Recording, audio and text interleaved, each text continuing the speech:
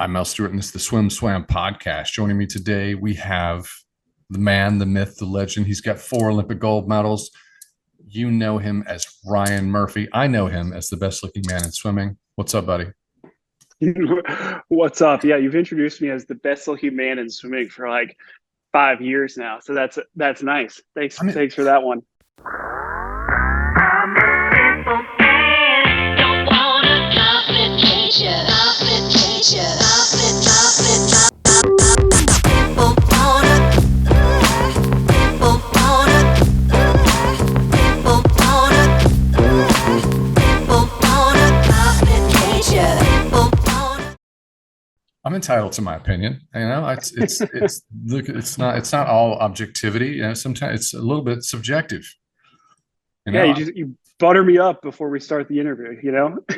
yeah. There's like I have a background in entertainment. We have swim alumni in the entertainment business, and they all agree. I can tell you, I'm reporting back. They're like, it's Ryan Murphy. It's Ryan Murphy. Much appreciated. How you doing?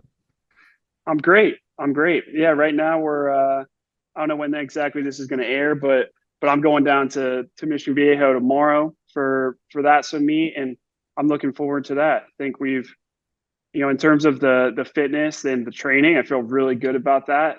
Honestly, no regrets on that front. So I feel I'm in really good shape. So now we just got to see how it's going to come together these last couple weeks of the season. Let's talk about the pro swim and mission, because I've always seen that one pro swim is like, it's hit or miss. Sometimes it is the worst pro swim ever, because it's like people are just starting their taper, or they're like thinking taper. Swims are weird. Sometimes it Mhm. pops, sometimes it's on. What's your opinion? Yeah, I agree. I mean, I think honestly, every swim meet this year, it feels like people are in different spots of training.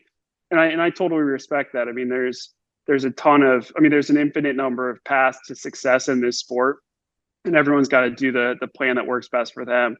I would say specifically, yeah, the Mission Viejo one, the May meet is always interesting because you have the college kids who have come off of NCAA's. They've really had to, put in work really quickly.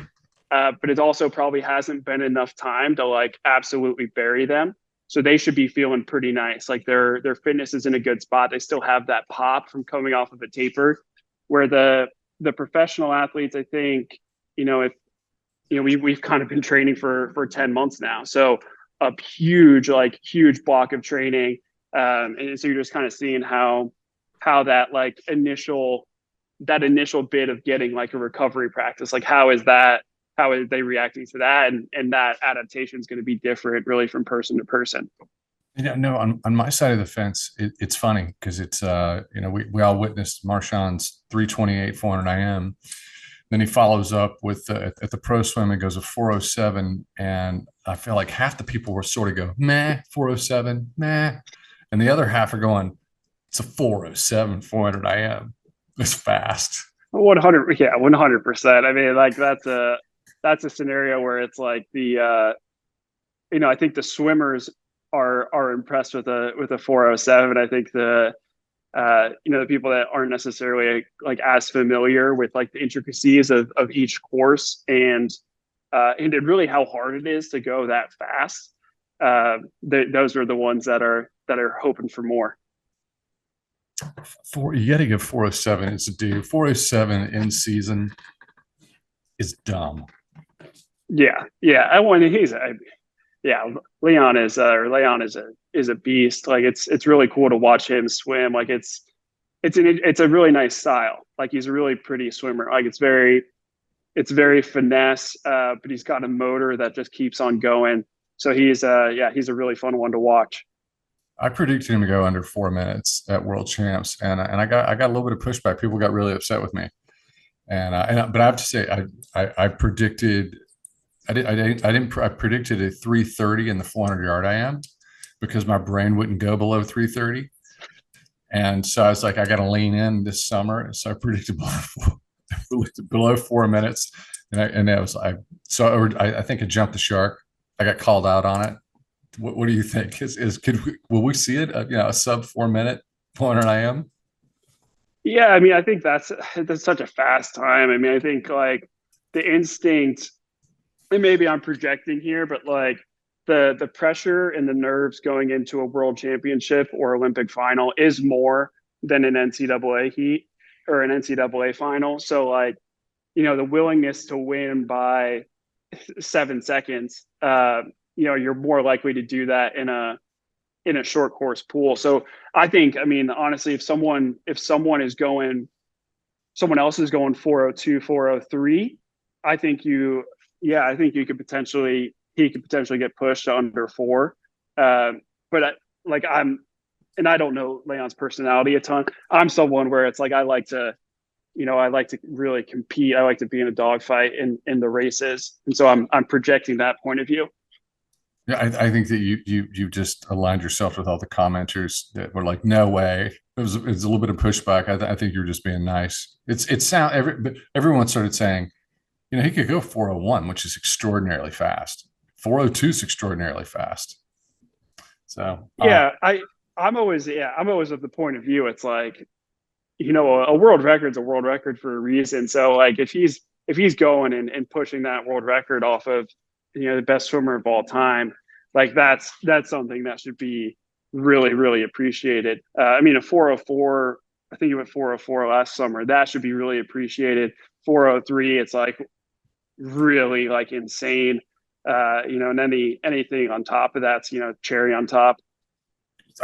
I think so. Like his 407 in season coming off NC2As, which was pretty astounding. I think that your 100 back at world champs that getting the silver was my personal opinion was that swim was better than your 200 back. Yeah, even though you Oh, won 200 back. Well, so what do you think? yeah, 100%. Yeah, I mean, I could say this now, but like last season, it was just such a condensed year that like you you just don't have that like dense training block, and like you kind of like even I guess even zoom out a little bit, like the fall of 2021 we were at ISL, like you're competing all the time, but like that just totally zaps your nervous system, so you're not able to do great practices throughout the week. You can go in and work hard, but it's different. So I just feel like the amount of training I was able to do last year was less than what I would have hoped. Um, and then I think I probably over tapered a little bit for Worlds as well. So that's a piece of it too. But yeah, I was really happy with the 100 back last summer. Happy with the 200 back, but I think there's room for improvement in both. But I think those improvements are a little bit easier in the 200 back. For everybody listening, you were 51.97 for the silver at world champs, the 100 back, which I thought was the better swim. 200 back, snatched the gold medal. 154.52. Great swim. I just thought the 100 was faster. It's interesting to hear you say, yeah, the 100 was faster. And here's my opinion on somebody who is as seasoned as you are as a professional athlete.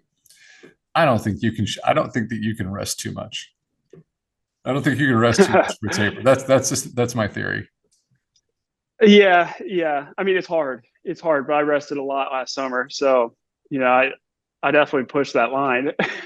What does that do? All right, here's the thing. If I did a taper, it was 6 weeks out, 4,000 meters. 3 weeks out, I was down to 2,000, 2,500 a day. The week of that final week, less than 1,000 a day. Is that getting out over the skis too much? Is that considered too much taper? Yeah. I mean, that's pretty long. Like, I mean, you just have to think about like the 8-day meet. So like, you know, if you're down at 1,000, like over the meet, your warm up's probably 1,000 to 1,500. You go and do the race, you warm down like 1,000 to 1,500 or whatever you need, and then you come back and do it again at night. So the yardage there, you're hitting about 6,000 a day. So like that's a pretty big jump from what you were doing the previous week. I believe in radical tapers. I'm trying to sell the radical taper concept. What I'm hearing from you is that I'm not getting buy-in. Yeah, well, look, I probably taper. I probably taper as long as anyone on the USA team. I mean, with that in mind, like I still have to do like a 200. So like, probably not as much as like the people who were there for like the 50s.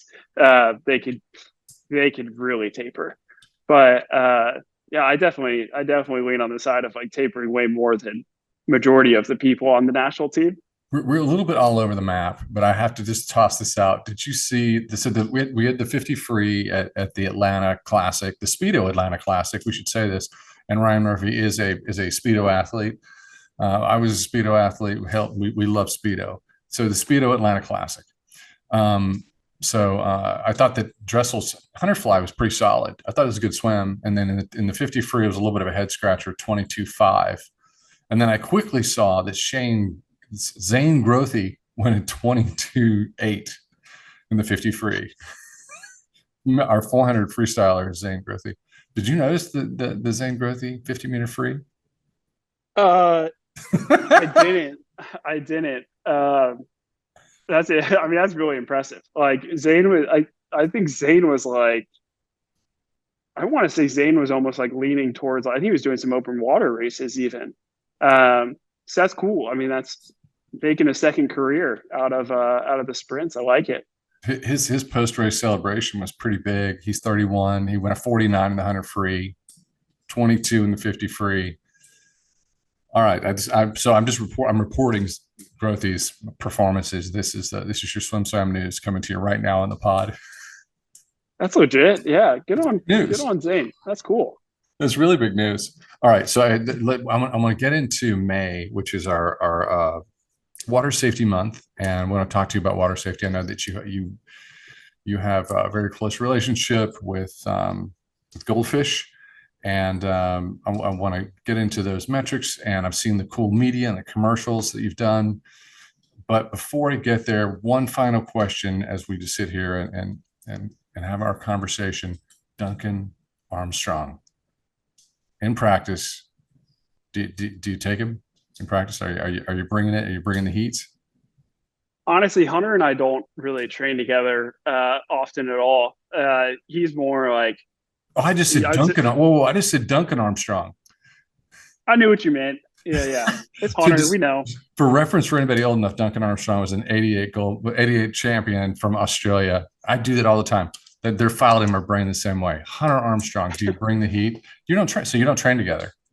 Not much. I mean, Hunter is pretty exclusively in sprint group.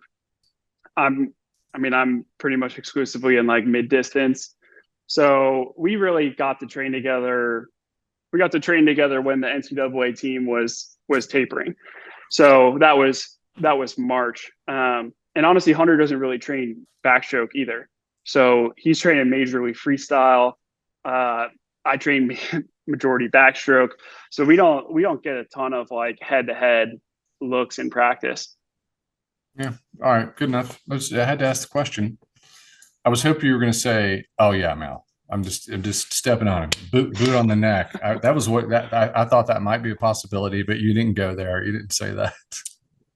Yeah, it doesn't. I mean, honestly, it doesn't matter who I'm next to. Like, I'm trying to get wins everywhere.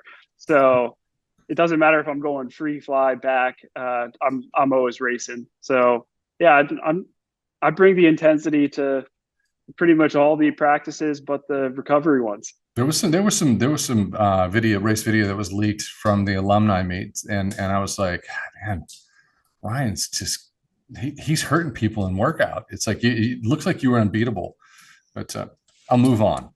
Let's move on. So let's get down to water safety. And you're an ambassador. Help me? Are you still an ambassador for USA Swimming Foundation? Correct. Yeah. So working closely with USA Swimming Foundation, have the partnership with Goldfish and Speedo. You're tight. You've got it all looped in. Those are the biggest partners to have, and can do the most good. I've been so focused on news, and my wife leaned over and she said, so I haven't been paying attention to stuff like this, and she goes, check this out, and she was showing me the Goldfish commercial. When did you guys capture that? Yeah, so that was maybe a year ago, or maybe less than a year ago that we captured that with Colin and myself.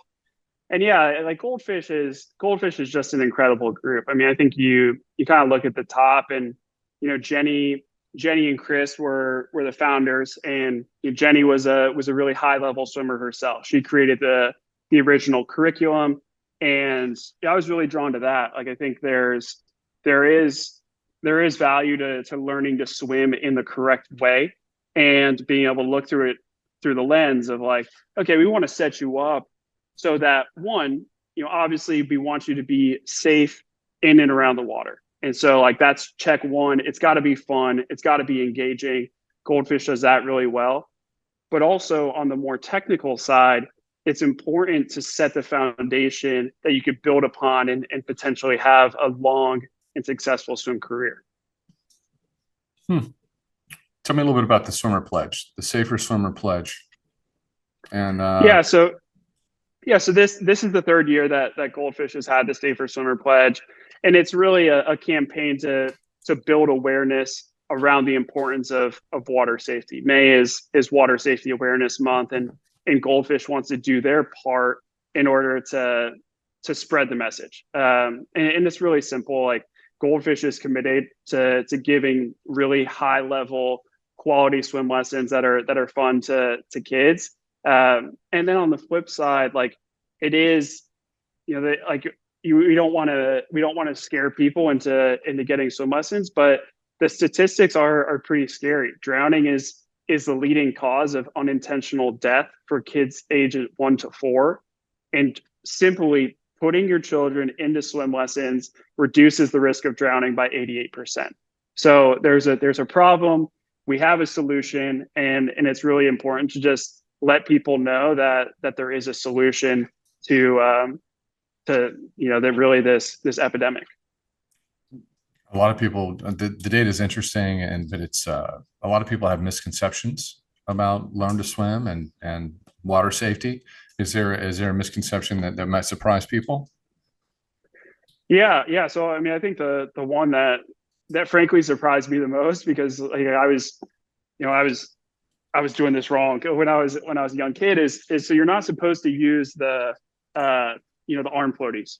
So you can still it's still like you could still drown if you have on the water floaties. So you really want like the Coast Guard approved life vest. That's like the surefire way to be safe in the water if you don't know how to swim. And so that's a really important one. It's I can't think. Well, I'm a father, and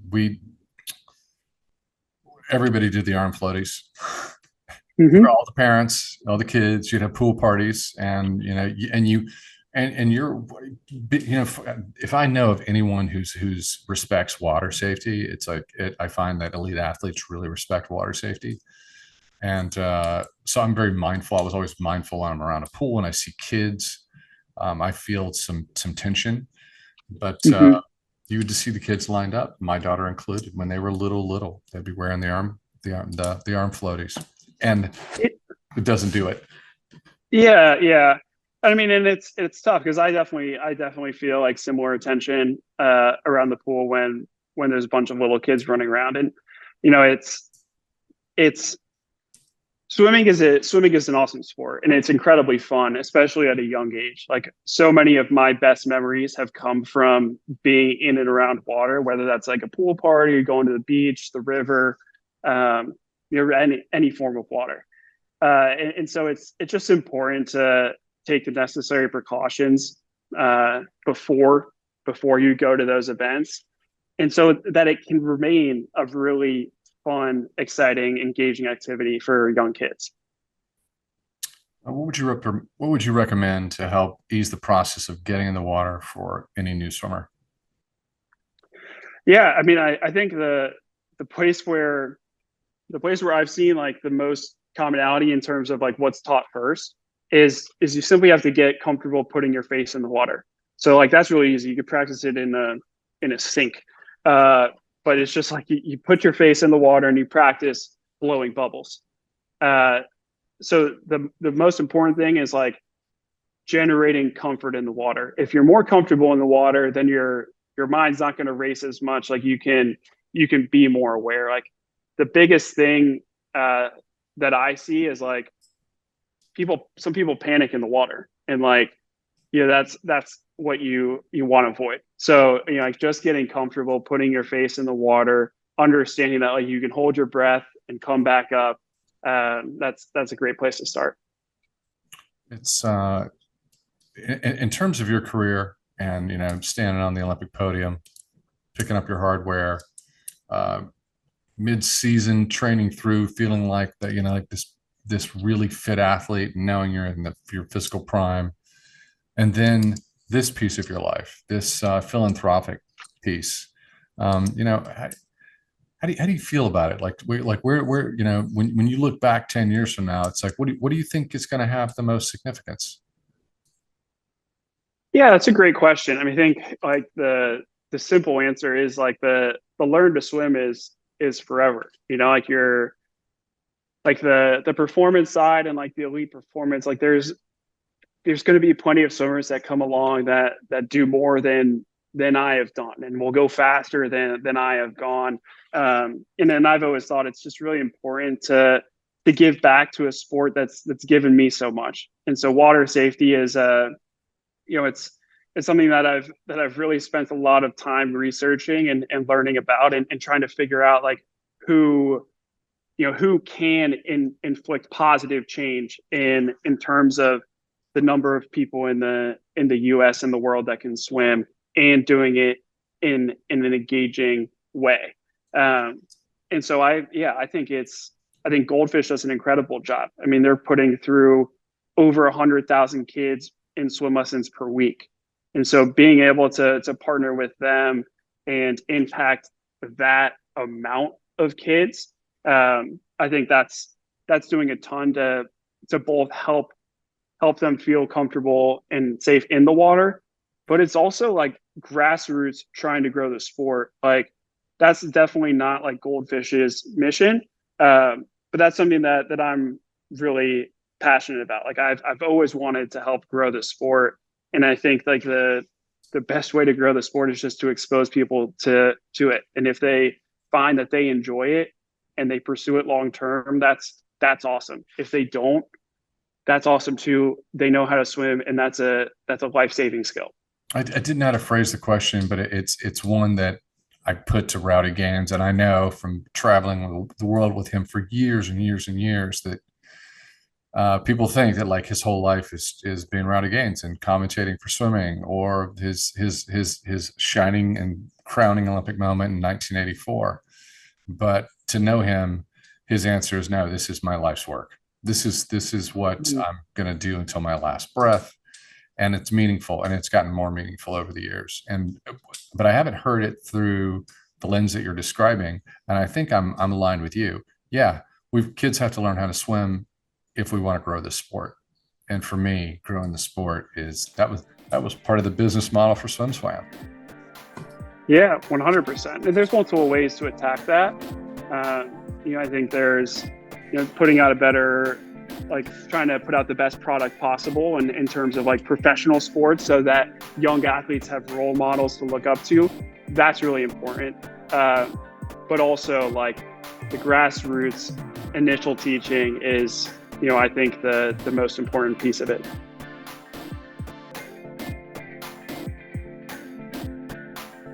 You've been listening to the SwimSwam podcast. Stay tuned for new episodes every week.